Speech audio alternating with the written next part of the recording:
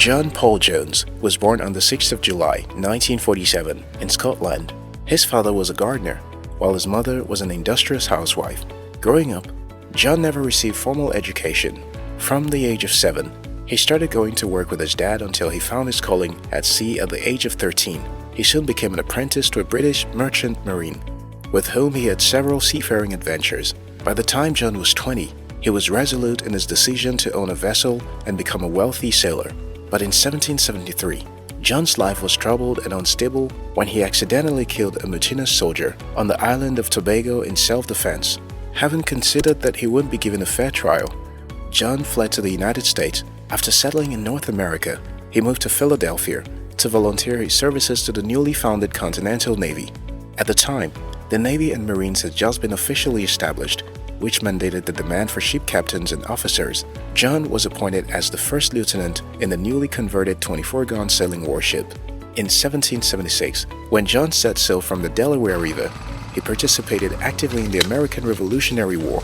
A few years later, he was assigned to command most of the U.S. Navy ships in France. Shortly after, John led an assault on England, but it resulted in failure. Unfortunately, some men died in the process, and he had to retreat. However, John wasn't willing to surrender. He launched another attack with a much stronger reinforcement.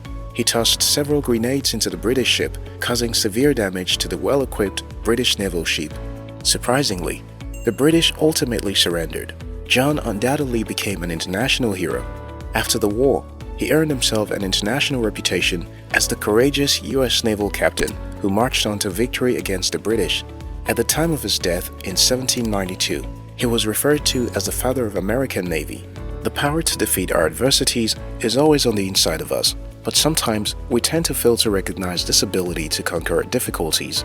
As someone who aspires to be very successful and great, you must strive to conquer during hard times.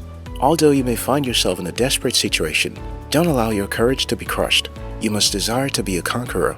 Joyce Meyer said, "The eagle has no fear of adversity." We need to be like the eagle and have a fearless spirit of a conqueror. There are a few qualities that make one a conqueror, one of which is fearlessness. In the journey of life, you have to develop and possess a fearless spirit. A fearless spirit will definitely help you conquer whenever you're in a desperate state.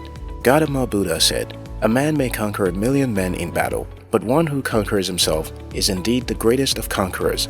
Most times, the adversity that you need to conquer may be right inside you. You need to conquer your fears, doubts, and self-limiting beliefs. When you totally conquer these parts of yourself, then you are indeed a conqueror. As a matter of fact, you have to consider the obstacles within before you can conquer the ones outside your space.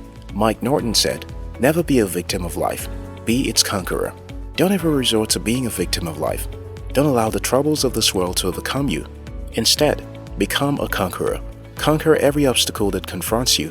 Conquer the hurdles, the failures, the disappointments, and the objections. John Paul Jones was a man who conquered the difficulties of life. You too can conquer. You are too strong to be overcome by your challenges.